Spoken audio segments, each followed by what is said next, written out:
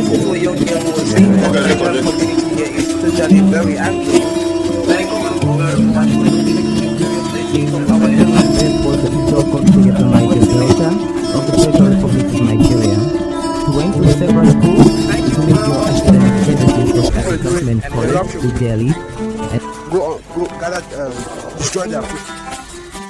Make switch camp and that other camp. Good evening, you're welcome to the program Green Planet.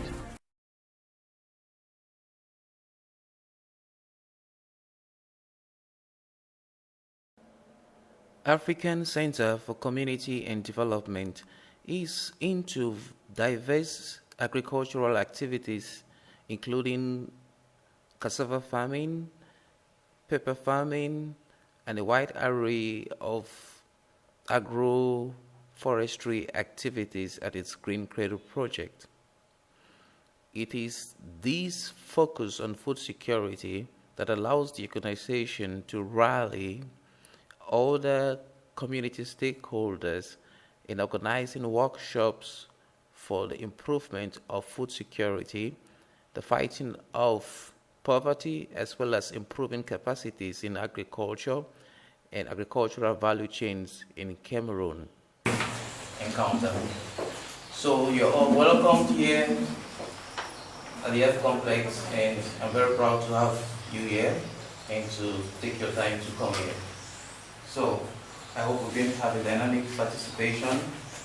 I also want to applaud the presence here of the Director of EFDA and the representatives from MINADER and other CIDs and civil society organizations.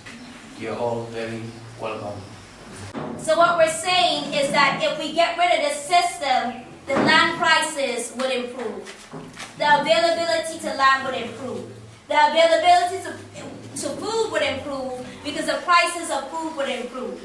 Okay? We're also seeing that rise in affluence, and here we are fighting poverty. But that same fight against poverty is also driving the animal industry.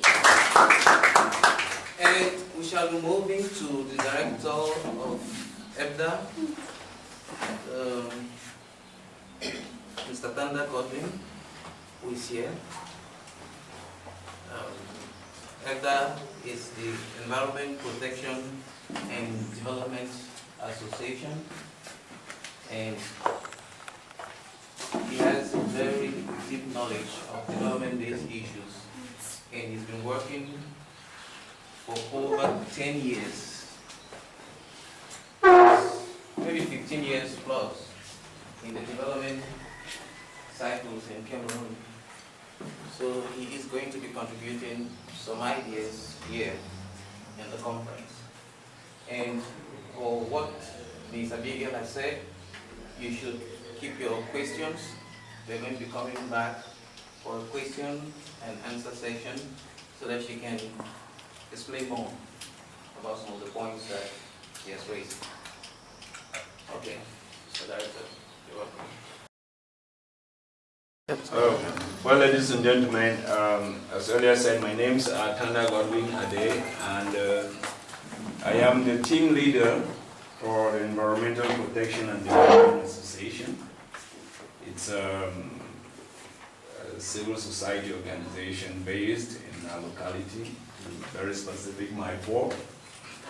And we do environmental sustainability. We do peace education, and we do social transformation. Of course, in today's workshop that is titled Cross-Organizational Conference to Promote the Viability of Green Vegetables for Healthy Living and Communal Development, which is hosted by the African Center for Community and Development. Ladies and gentlemen, I would like to say that the director of this organization, Mr. Arrey Ivo, it's top-notch in development issues, and you will bear with me the number of publications he's made over the past 3 to 4 years, which is very enormous. And I would like to say that it's an exemplary that all civil society would like to emulate within the spheres of development. Well, I would like to focus my presentation on the green vegetable cultivation and consumption as an option for healthy lifestyles in Cameroon. Of course, permit me to go a little bit away from this topic to say that being a team leader for the Environmental Protection and Development Association, I am also the president representative of the Southwest Civil Society Organizations Network, which is called SWEXN. It's a regional network that all of us as development actors working in different civil societies should belong, are called to belong. And I'm also a member of Dynamic Citoyen. Dynamic Citoyen is a national network that focuses on public policies, specifically within the aspect of monitoring. And then I'm also a member of the National Platform for Civil Society Organizations Network in Cameroon. It's another very big platform. So, all this just to make us realize the importance of networking, without which maybe my presence here wouldn't have been possible if that kind of collaboration between FDR Cameroon and the African Center for Community and Development. So, my presentation, I look at the global distribution of green vegetation. As far back as 1981, you see that the tropics and the tropical zones and the subtropical zones were really covered with green vegetation. And we also have the temperate zones that also had good vegetation. And of course, right at the Arctic zones, it's mostly covered by ice. So you see the distribution of vegetation. Then we will have to look at the potentials of these areas covered by green vegetation in terms of consumable green vegetables. So, of course, I say that most edible vegetables are found almost everywhere around the world, with high concentrations in the tropical and subtropical zones. And these statements will highly indicate that in subtropical areas where we find Cameroon and Africa, we should have so many green vegetables that are edible. $1 totally a year. That means that if we put inputs here, we have benefits in two areas. One, increasing the total overall amount of volume in terms of money that we're talking about. That means money into people's pockets, into households. And it means that increased efficient delivery of essential vitamins and proteins to poor people, because as we've already said in the study, the vast majority of poor people are spending a greater amount of their income on vegetables as a source of protein. So it means that if we were to improve yields, there's going to be a lot of advantages across the board. And this is not only for us in Cameroon, this is the same for all over Africa. Now, in talk of improving yields, when we talk about improving yields, there are various ways we can improve yields. We can take into account the gross production. That means just increase numbers. Have a farm of 100 square meters, double the size. You double the size, you produce in the same manner, of course. Naturally, your yield increases. But more efficient yield increase means that if we input smarter knowledge into technology, into how we're producing the vegetable, it means that per square meter we can produce more. For example,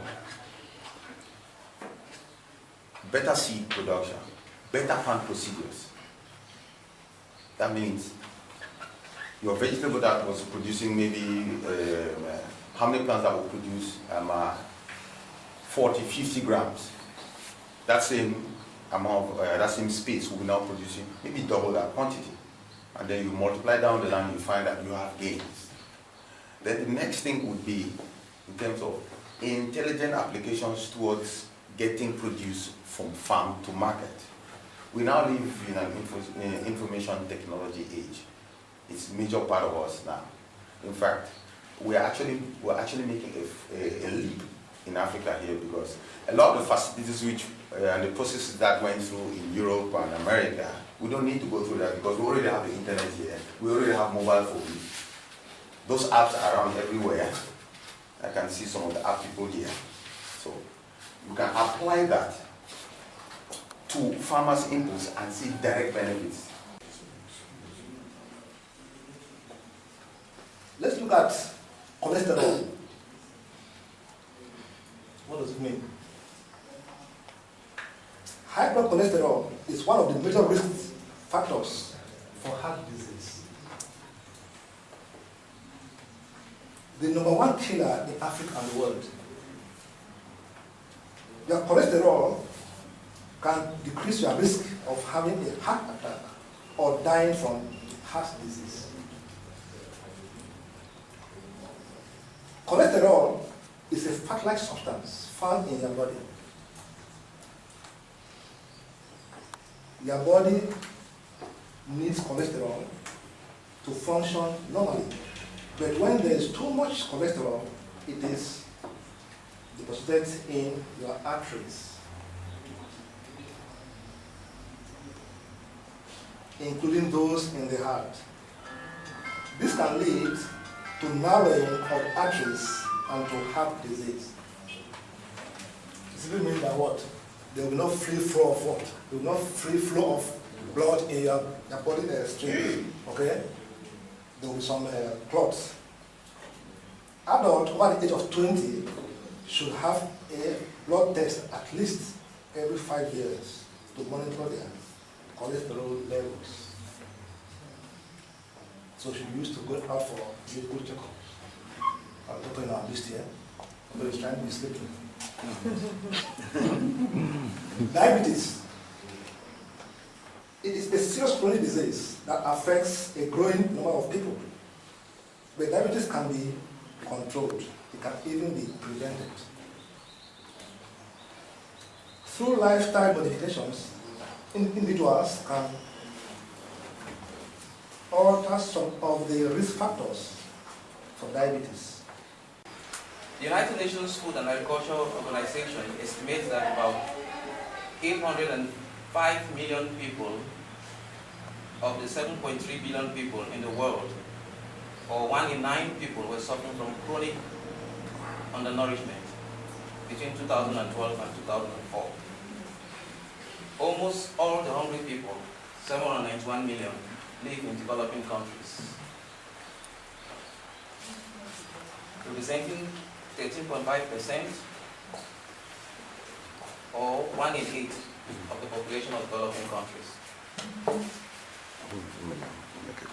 There has been the least progress in sub-Saharan African region, where more than 1 in 4 people remain undernourished, the highest prevalence of any region in the world. Nevertheless, the prevalence of undernourishment in sub-Saharan Africa has declined from 3.3% in 1990 to 1992 to 23.8% in 2012 to 2014, although the number of undernourished people in the region has actually increased. So in terms of percentage points, the undernourished number of people in sub-Saharan Africa has reduced over time, because we also have a population explosion. We have 1 billion people now in the continent, and in the region we also are facing population increments. The number of people actually who are undernourished has increased. So the target set in the 1996 World Food Summit was to halve the number of undernourished people by 2015 from their number in 1990 and 1992.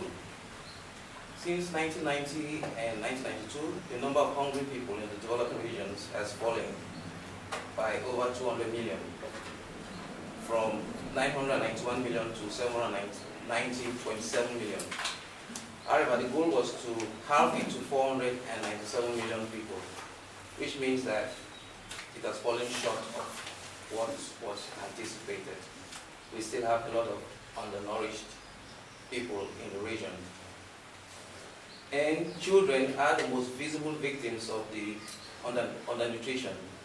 According to Black et al. In 2013, they estimate that undernutrition in the aggregate, including fetal growth restriction, stunting, wasting, and deficiencies of vitamin A and zinc with suboptimal breastfeeding, is a cause of 3.1 million child deaths annually, or 45% of all child deaths in 2011. They also say that undernutrition affects the percentage with which you are affected by diseases like diarrhea. You could be more affected by diarrhea if you are undernourished, up to 61%, by malaria 57%, by pneumonia 52%. And it tells us that undernutrition plays a very vital role in our understanding of the context of how people are either happy or they are suffering, or how we have to improve on the well-being of society or not. So we continue with the Zoom in order to have a background of why we are trying to say maybe vegetables are important. So in 2013, about half of all stunted children lived in Asia, and about 1/3 in Africa, according to UNICEF. In 2013, approximately 2/3 of all wasted children,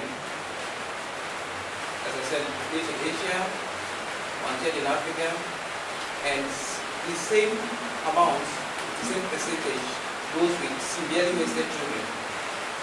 So, in all, 2.2 billion people lived on less than $2 a day in 2011, the average poverty line in developing countries, and another common measurement of deep deprivation.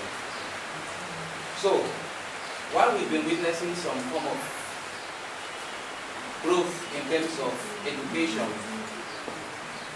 like the amount of admission rates into primary schools, it's been so basic in areas like vocational training that can spur actual changes, that can enable the environment in terms of like developing a culture where we can have sustainable living as a focus of daily life. It has not been very great. So we have the challenge that we are moving now from the Millennium Development Goals to the global goals from this November, and which are ironically more embracive or more holistic, and therefore it now warrants us to look at things from a more integrated and a more inclusive manner. It is hoped that international organizations involved in food security and the fight against poverty will work with the African Center for Community and Development to improve an access to healthy foods in Cameroon and Sub-Saharan Africa, as well as to learn from tested practices and situational intelligence conducted by the organization on the field. Thank you very much. And this is what young girl was saying. The community here is totally very angry. Thank you very much for This was the Visual Coordinator from Niger Delta of the Federal Republic of Nigeria. He went to several schools to make sure academic services was at government college to Delhi. And Go gather, destroy their food. Make security camp and that other camp, local camp, you don't compensate everybody.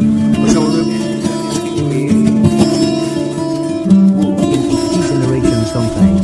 Today, our book can be on the other side of the page, flat, a poet and writer, and we shall also be very interested in his point at more dancing. There's someone that needs to be exploited. Some lives are meaningful. Some are empty. With too much meaning and riches to offer humankind. Now, after some of these earthly adventures and more, one can still find footprints of these dead lives on the pavements of our contemporary life. Good evening, you're welcome to the program Green Planet.